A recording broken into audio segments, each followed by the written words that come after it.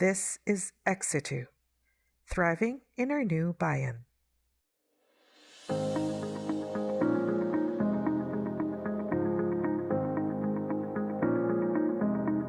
Hi, I'm Roberto Libres.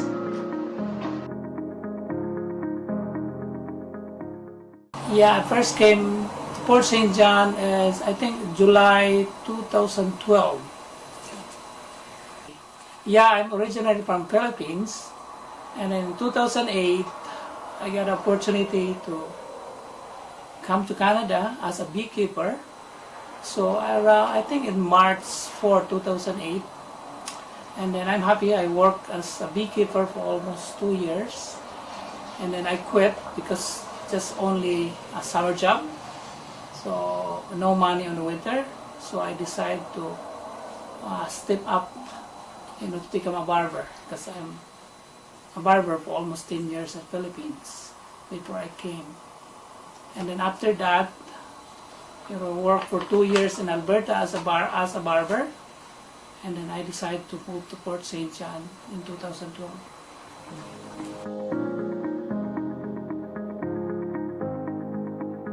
Yeah, one of my friends, because he's a supervisor in one of the company in Alberta, specific in Grand Prairie, and then he hired me as a beekeeper. I got experience as a beekeeper in Philippines for a couple years, I think for 2 years, and then become a barber and then a beekeeper, and then I'm so happy that way that one of my friends hired me as a beekeeper.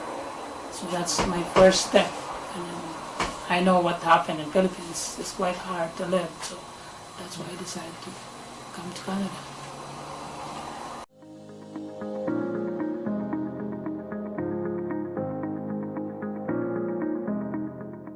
It's quite scary because that's my first time, especially like the long flight, Cebu to Hong Kong to Vancouver. So there's so many preparation because the preparation is to prepare everything for me and my wife and my daughters there, because it's so very emotional, when you go to other country and then your family, your daughter, your wife still in Philippines. So it's hard, but I'm so nervous and happy, mixed emotions.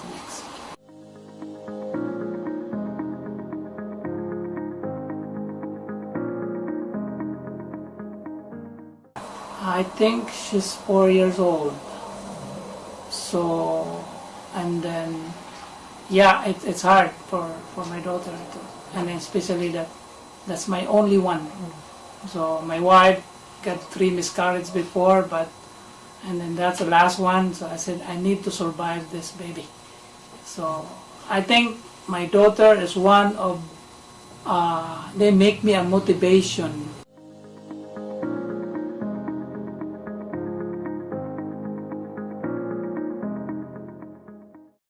When I'm in Grand Prairie, I worked almost 2 years there as a barber, but there's so many confusing about my papers, especially as a barber. So I feel like it's so hard to become a permanent resident there as a barber. So that's why I decided to move to Port St. John. But originally, one of my boss, my employer in Grand Prairie, she liked to help me a lot, like call other company or barbershop and especially in BC area, especially Dawson Creek or Port St. John. So I'm thankful to her that she helped me a lot until moved to Port St. John and then worked at the Harbin for almost 3 years, and then I'm so thankful that way.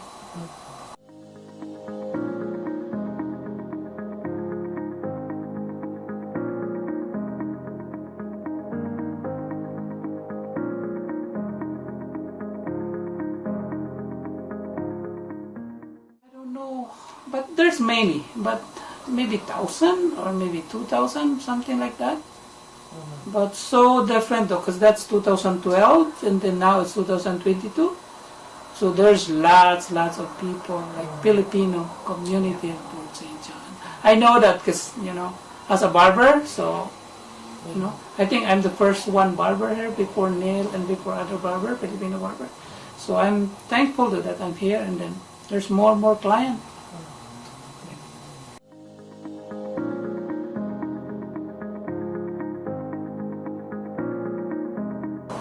Oh, there's 2012 to 13, so there's so many, like even groceries here, there's lots of Filipino food, or Asian food, rice and everything. But as me, by myself, live by myself with a couple friends, we try to, like sharing things and everything. So it's not hard for me, it's not so hard, as long as you have money, as long as you have work. So, but the hard part is to away. Your family is in the Philippines for many years. So that's a hard part.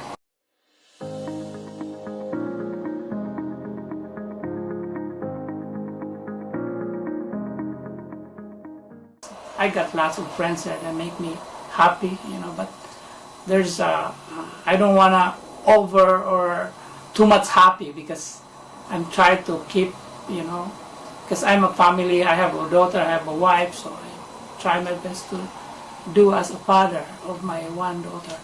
So it's so many challenges though, but they overcome.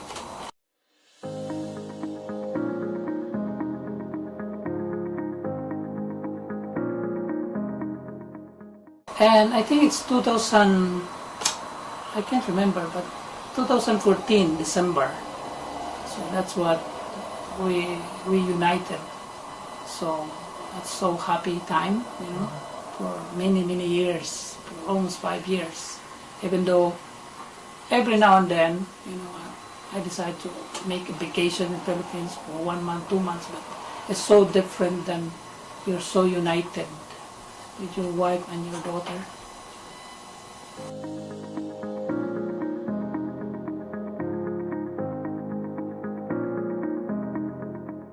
I'm so overwhelming and happy that the Canadian government gave me a chance to live here and then live here in Canada.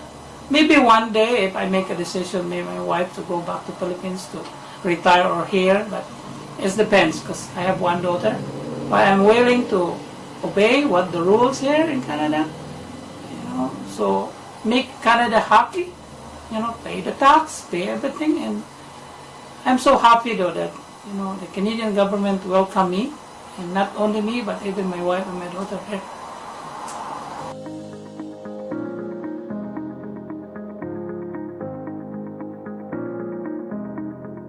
I'm a barber for almost 20 years now, and then when the first time came to Canada, even in Grand Prairie, in Alberta, people always think about me, Roberto, how do you use your straight razor?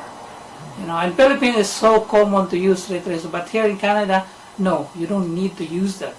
But I think if you don't know how to use, but if you know how to use these scales, cutting hair, love your job, expand and create like nice atmosphere in your job, and then of course enhance and love your client too.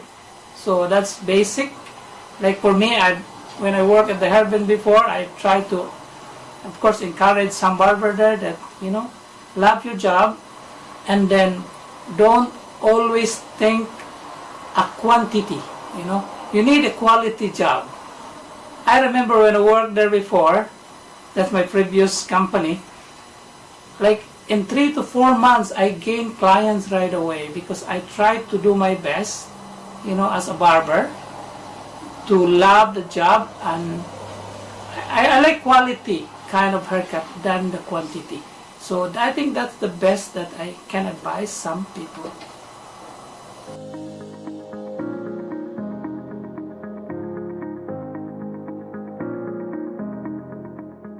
I think if in a home country, if you got money, so you can go anywhere, whatever. But in Canada, the freedom that I have now is awesome. I love it because, not on me, but even my wife and my daughter. Like 5 years ago, one of my Canadian friends invited me how to learn how to ski. And whoa, it's new for me. But it's a long story when I learned ski. But now, I'm still beginner, but I know how to ski now, and even my wife and my daughter try to do ski now. And then, of course, camping in the summertime. Drive around town or drive in some places. There's unlimited here. You can drive from north and south, east and west.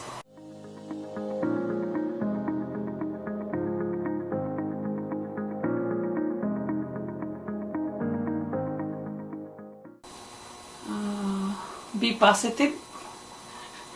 Don't complain too much, maybe, because especially nowadays, right? It's like in pandemic time and there's a war.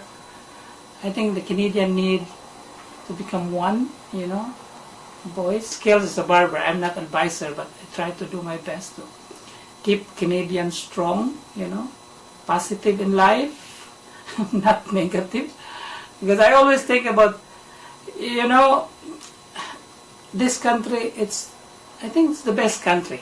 Not perfect country, comparing to other country. Comparing to Central America, some part of Africa, Central Asia.